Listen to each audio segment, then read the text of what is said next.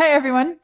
Today I'm listening to a name which has been a long time coming, and actually a female singer that I have somehow known the name of, although I have no clue why. But even before I started this project, if you had asked me who is Amy Winehouse, I might have said, I don't know, is she a singer or something? Now, if I were to have to tell you when or what she sang, I have no clue. But that's just letting you know my level of awareness of the name. So let me read these paragraphs that I have in front of me, and then we'll listen. Amy Jade Winehouse was an English singer and songwriter. Well, there you go. For some reason, I thought I associate the name with American singers, so shows how much I know. An English singer and songwriter. She was known for her deep, expressive contralto vocals and her eclectic mix of musical genres, including soul, rhythm and blues, reggae, and jazz. Actually, somehow, all of those seem to go together. That doesn't sound too eclectic in my mind, but anyway. Winehouse struggled with substance abuse, mental illness, and addiction. She died of alcohol poisoning on the 23rd of July, 2011, at the age of 27. Oh. So she's part of the 27 Club, I suppose, with is it Kurt Cobain and who else? Help me out, Vlad. Jim Morrison. Jim Morrison, that's right. I almost said Jimi Hendrix, but that was the wrong Jim. Jimi Hendrix. Was Jimi Hendrix? Oh, okay, so Janis Joplin. all the J's, and somehow Amy Winehouse gets mixed in here. After her death, Back to Black briefly became the UK's best-selling album of the 21st century. Among the awards and recognitions for her debut album, Frank, Winehouse earned an Ivor Novello Award from the British Academy of Songwriters for Best Contemporary Song, a Brit Award nomination for Best British Female Solo Artist, and an inclusion in Robert Dimery's 2006 book, 1001 Albums You Must Hear Before You Die. Well, I keep reading all of these lists and everything, and I think I have hardly scratched the surface. I mean, this 1001 albums you must hear before you die. If I were to get that book and start working my way through, well, we'd be here a while, wouldn't we? I expect to be here a while. No worries. Her second studio album, Back to Black, produced numerous nominations, including 2 Brit Awards, 6 Grammy Awards, 4 Ivor Novello Awards, 4 MTV Europe Music Awards, 3 MTV Video Music Awards, 3 World Music Awards, and it was nominated for the Mercury Prize Album of the Year and a MOBO Awards Best UK Female. During her career, Winehouse received 23 awards out of 60 nominations. Well, that's pretty impressive. Back to Black was released on the 26th of April 2007 by Island Records as the 3rd single from her second and final studio album of the same name. It was included on several compiled year and decade-end lists of the best in music, and was further considered to be one of Winehouse's signature songs. The single peaked at number 8 on the UK singles chart in the United Kingdom, and is Winehouse's 3rd best-selling single in that country. So, my first time listening to Amy Winehouse. This is not her first release, her first album. It's her second album, but this is one of her signature songs. So it's one of the times that I'm actually tackling an artist, a notable artist, with one of their most notable songs. Let's see how this goes.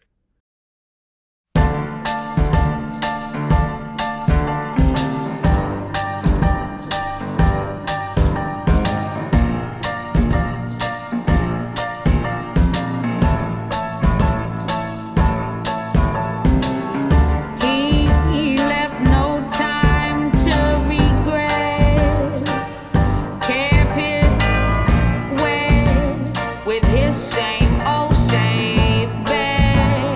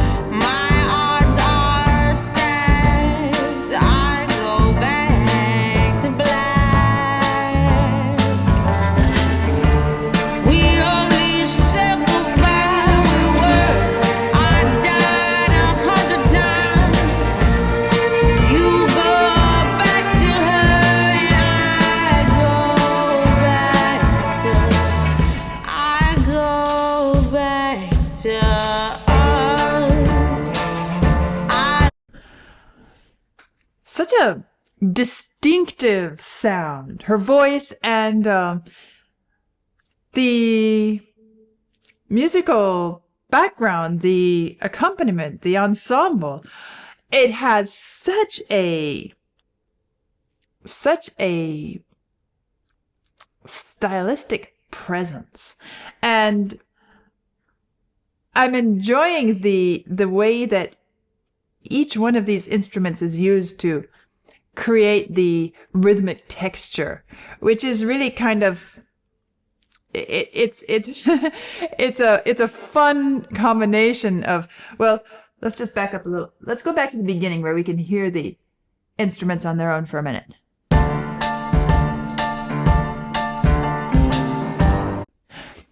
I mean, we have the piano, we have the drums, we have the bass, we have a few other instruments just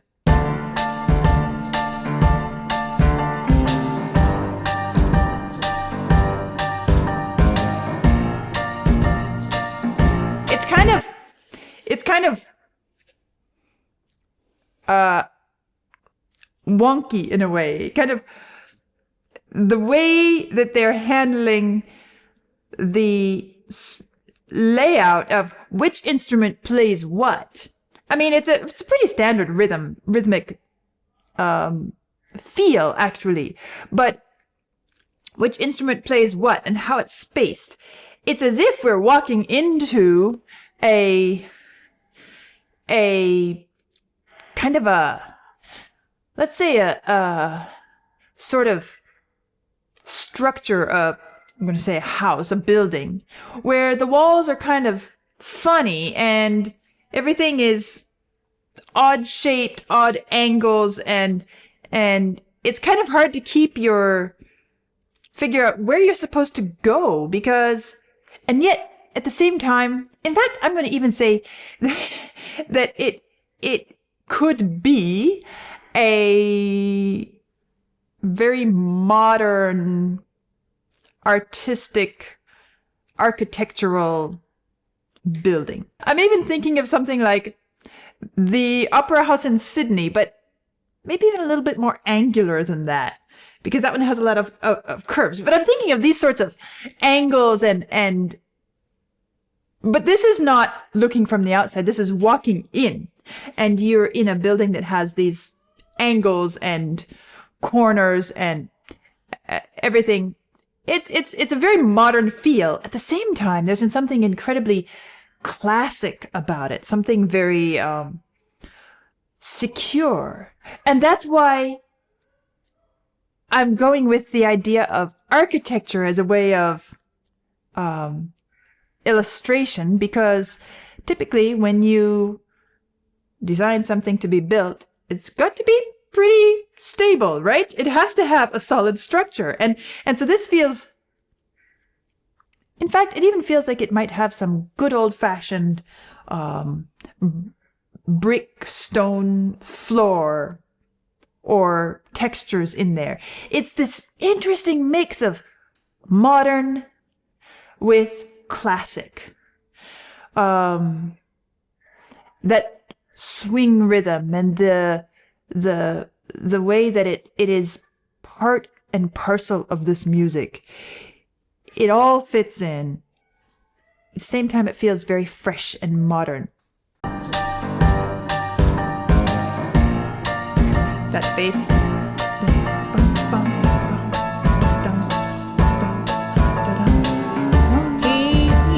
And here comes the voice.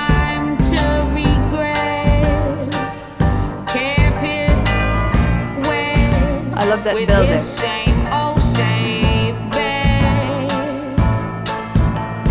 some bells.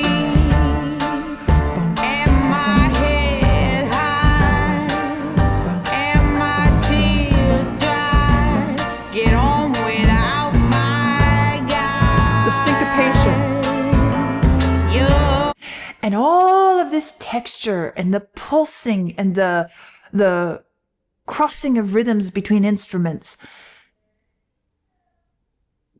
And the voice is this, it's somehow I expected it to be maybe a little bit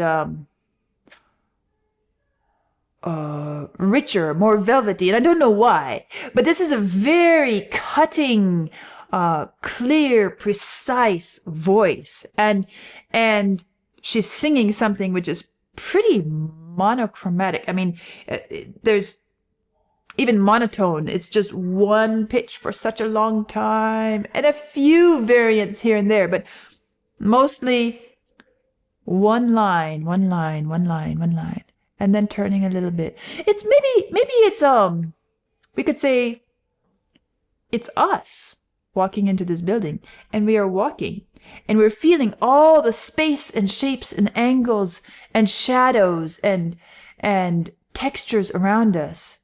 But we aren't moving that fast, and we're not weaving and wandering. We are walking in a straight line, turning a little bit, pausing. That's one way of thinking about it. Not the only way. Get on without my guy. You went back to what you know. A little bit of chorus in the So background. far removed from all that we went through, and I took a troubled track. My odds are stacked. I go back to black. Instruments joining in. We only said goodbye with words. And her voice I just died cuts through 100 times. everything. That's the thing. This is such a rich ensemble, sonically, texturally, rhythmically, the tonal colors of everything. It's so rich and intense. But her voice is even more intense. Her voice just cuts through everything like a knife through the center and wills a channel for her voice to come through, and it just works incredibly well. We only said goodbye with words. I died 100 times. You go back to Strings, orchestral sound, and still it's her voice in the middle. I go back to Everything turns out. I love you much. Yeah. Okay. At this point, I feel like I need to lay aside this image of an architectural structure, because it's a good way to think about it. But then at the same time, it becomes, for me, it becomes inhibitive. It becomes limiting, because now as we're moving on through the song, I feel like it's all about texture and color and tone, and I find myself pulled more and more closely into the musical experience, where it is her voice and everything else, but it's her voice. I just recently listened to Sheryl Crow, and I made the comment there that I would have enjoyed her voice being more prominent, being more center stage. It's so interesting listening to Sheryl Crow and then Amy Winehouse in fairly close proximity time-wise, because I still have Sheryl Crow's sound and ensemble fresh in my mind. Now with Amy Winehouse, I'm noticing something about the ensemble which is really powerful. And that is that the ensemble is strong. It demands attention. It fills our experience with texture and color and sonic experience and, as I said, rhythmic experience, all of this. And now as we're progressing through the music, I'm hearing, bits of melody coming as well, the strings. It becomes so orchestral. And not just because there are classic orchestral instrumental sounds like strings, but because just the whole mix and layering and coordination of everything is so orchestral. But through all of that, without necessarily being louder in volume, something about Amy Winehouse's voice, I wouldn't say that she makes herself center stage, but at the same time, in spite of everything else asking for your attention, she requires your attention, meaning you have no permission, you have no option to not pay attention to her voice. There's something about her voice that just cuts into my awareness, our awareness of, and my attention of everything else. And her voice says, it doesn't even say, excuse me. It says, this is me. And it doesn't even say, excuse me, I'm here. I need you to listen to me. But no, this is me. And everything else has to be and becomes simply the setting for that this is me voice. I go back to us. I love you much.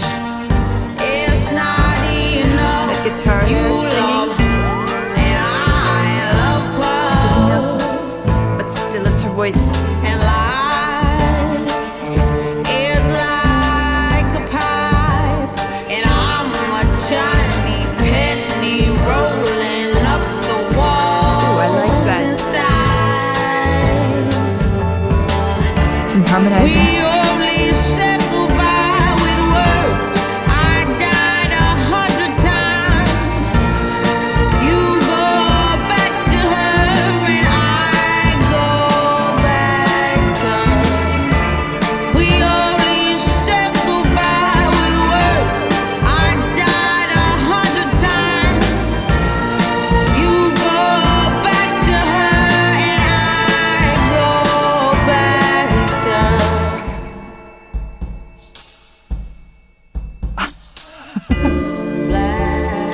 Oh, that was great.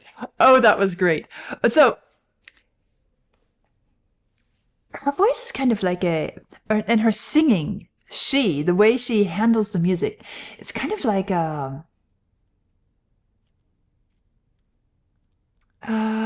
I say a conductor, an orchestral conductor? If you've ever watched a live orchestra and seen how in the hands of a real conductor, and not just somebody who's up there waving their hands and keeping the beat and showing off with all their gestures. I'm talking about somebody who really is in control of the orchestra and of the music. Can you be that? Yeah, it could be. I mean, there are several different. Actually, there's Marin Alsop. There's a female conductor who is. If you watch some of her master classes and how she talks you through and talks the students through getting this control, it's incredible. Why do you emphasize that she is a female? Because I'm listening to a female voice here. I was trying to find something that would be relatable. So,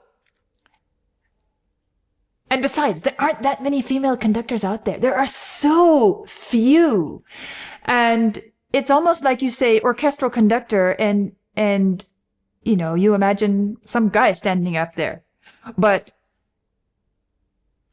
I mean, just as with anything else, it doesn't have to be a guy to be great. And Marin Alsop is a fabulous example of that. So, I'm going with Marin Alsop today. I think it fits. Maybe I'll even have Vlad put a link to some little clip of a masterclass so you can see what I'm talking about. The idea that Amy Winehouse here is the conductor. She is in absolute control, but more than that, She is shaping the music. She is shaping the experience.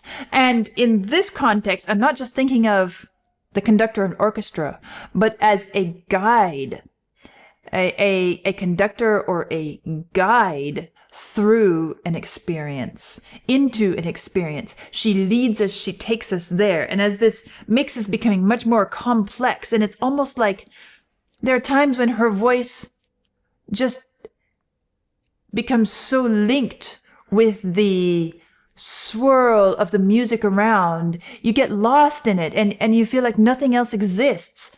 And then what made me say this was she built us up, and the ensemble went with her to this point, and it was so great. This is a fabulous example of silence, of breaking the flow, built us up to a climax, to the point where we needed to have a conclusion, an arrival point.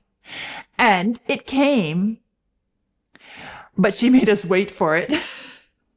This is great. Let's back up and listen to that again. So we're somewhere in the middle. With words, I died 100 times. And we just start to get lost in this world. You go back to her and I go back to her.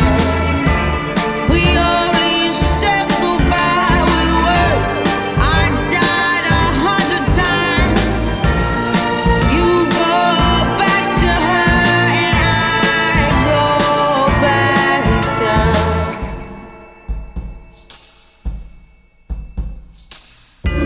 Black. Finally. And that pulsing of the percussion there, just a little bit. And then the instruments come in.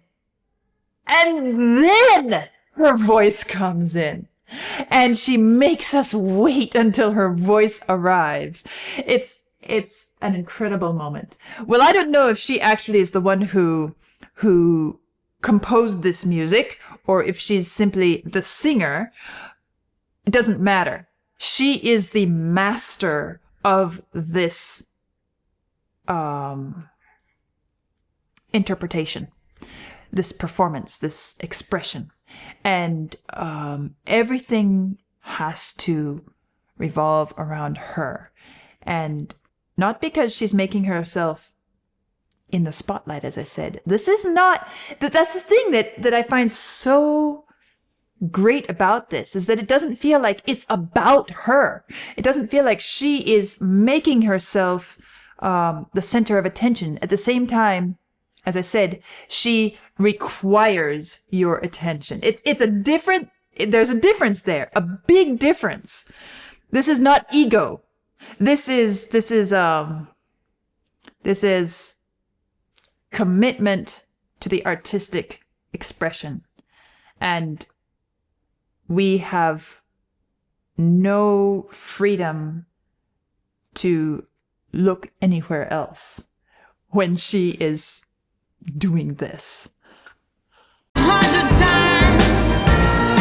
You go back to her and I go back to her. Black is where we think, and then we think black, and then comes black. It's great. It's great. Black. Black. And she's taking us deeper. Black. Black.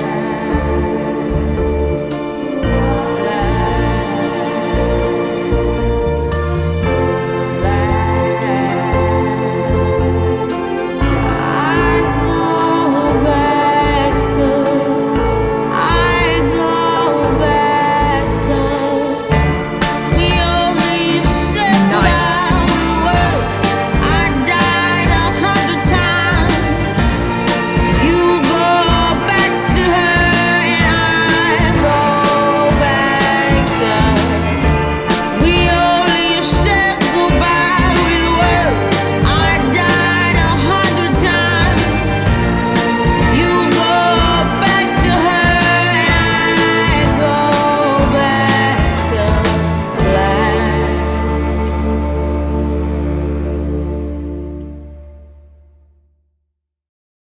that is really powerful artistic expression that I just listened to in that song. As I said, Amy Winehouse owns it.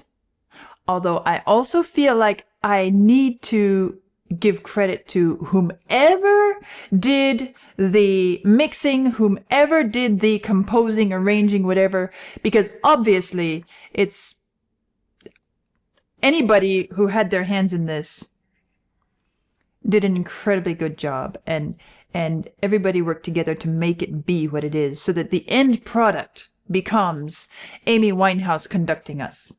But of course, I don't know what role she had in the actual creation of the arrangement itself. So I just want to be fair, and I want to acknowledge whomever did what was responsible for this incredible